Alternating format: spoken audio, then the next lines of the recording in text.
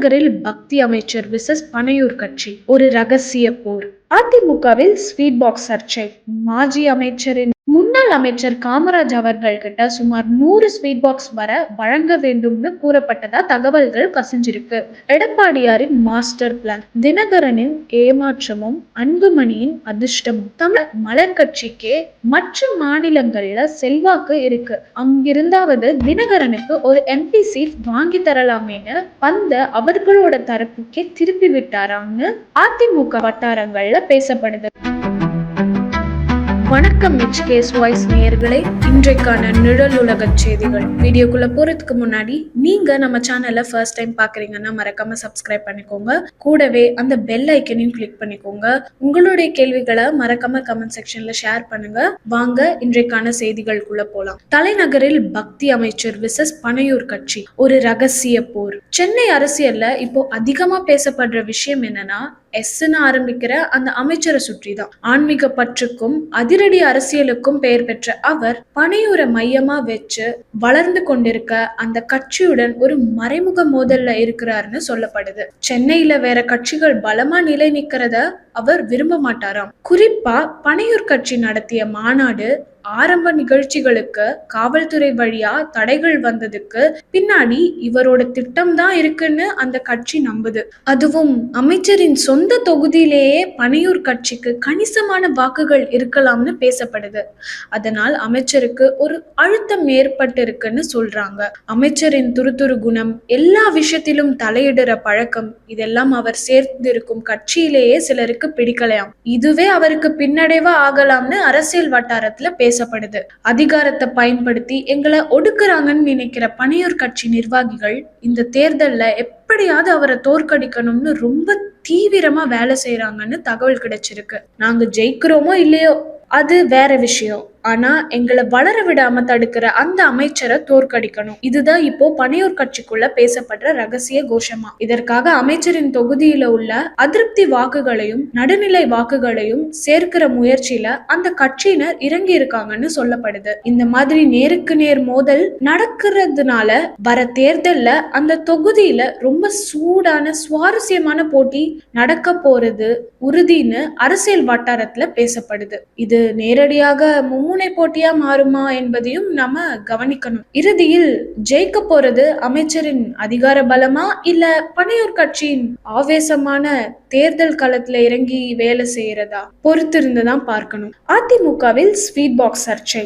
மாஜி அமைச்சரின் பிடிவாதமும் எடப்பாடியாரின் கோபமும். சட்டமன்ற தேர்தல்ல சூடு ஏறிட்டு இருக்க இந்த சமயத்துல முக்கிய எதிர்கட்சியான அதிமுகக்குள்ள இப்போ தேர்தல் நிதி விஷயம் பெரிய பேச்சா மாறிட்டு இருக்கு. குறிப்பா டெல்டா மாவட்டத்தை சேர்ந்த சில முக்கிய நிர்வாகிகளுக்கும் கட்சி தலைமைக்கும் நடுவுல ஒரு அமைதியான மனக்கசப்பு ஓடிக்கிட்டே இருக்குதாம். தேர்தல் செலவுகளுக்காக கட்சியின் மூத்த முன்னாள் அமைச்சரிடம் ஒரு குறிப்பிட்ட அளவு ஸ்வீட் பாக்ஸ் கேட்கப்பட்டிருப்பதா அரசியல் வட்டாரத்துல பேசப்படுது. இது எடப்பாடி பழனிசாமி தலைமையே இலக்கா நிர்ணயிச்சதாகவும் கூறப்படுது.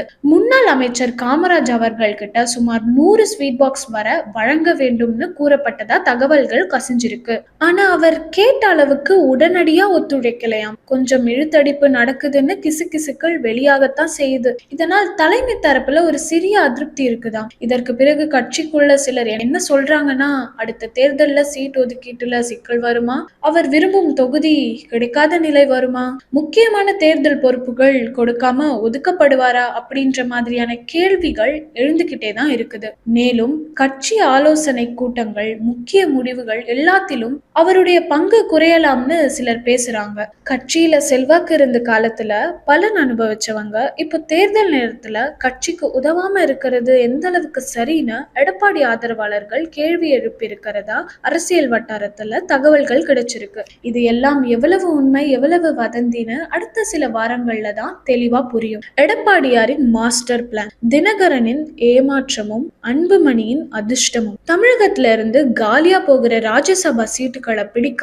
இப்போதே கூட்டணிக்குள்ள பெரிய போட்டி ஆரம்பிச்சிருக்காம். குறிப்பா அதிமுக கூட்டணிக்குள்ள யார் அந்த எம்பி ஆக போறதுன்னு கேள்வி ரொம்பவே சூடுபிடி. மத்தியில் ஆட்சி செய்யும் மலர் கட்சி இந்த முறை அதிமுக தலைமையிடம் கொஞ்சம் அழுத்தம் கொடுத்தாங்கன்னு பேசப்படுது. அவர்களோட விருப்பம் என்னன்னா, டிடிவி தினகரனுக்கு ஒரு ராஜ்யசபா சீட் கொடுத்து டெல்லிக்கு அனுப்பணும்னு தான். ஆனா இதுல எடப்பாடி பழனிசாமி ஆரம்பத்திலிருந்தே கராரா இருக்காராம். அதிமுகக்கு வரக்கூடிய 2 சீட்டுகளையும் ரொம்ப கவனமா பங்கிடணும்னு எடப்பாடியார் முடிவு பண்ணிருக்காராம். கட்சியின் மூத்த நிர்வாகியும் டெல்லி அரசியலில் அனுபவமும் உள்ளவருமான தம்பிதுரை அவர்களுக்கு ஒரு சீட் உறுதி செஞ்சுட்டாராம். பாமகவோட ஆதரவு தொடரணும்னு, குறிப்பிட்ட சமூக வாக்குகள் கைக்குள்ள இருக்கணும்னு நினைச்சு டாக்டர் அன்புமணி ராமதாஸ் அவர்களுக்கு இன்னொரு சீட் ஒதுக்க சம்மதம் சொல்லி இருக்காராம். இப்படி இருக்க ராஜ்யசபா சீட் கிடைக்கணும்னு எதிர்பார்த்து இருந்த டிடிவி தினகரன் இந்த முடிவால ரொம்ப அப்செட் ஆகி இருக்காராம். இதுக்குள்ள எடப்பாடியார் ஒரு மாற்று யோசனை சொல்லி இருக்காராம். தமிழ்நாட்டில இருந்து ஒரு சீட் கொடுக்க முடியாதுன்னு சொன்னதோட மலர் கட்சிக்கே மற்ற மாநிலங்கள்ல செல்வாக்கு இருக்கு, அங்கிருந்தாவது தினகரனுக்கு ஒரு எம்பி சீட் வாங்கி தரலாமேன்னு பந்த அவர்களோட தரப்புக்கே திருப்பி விட்டாராம்னு அதிமுக வட்டாரங்கள்ல பேசப்படுது. இது எப்படி போகுது? கூட்டணிக்குள்ள சமரசம் நடக்குதா இல்ல வேற மாதிரி திருப்பமா வருதான்னு இன்னும் கொஞ்ச நாள் காத்திருந்து தான் பார்க்கணும்.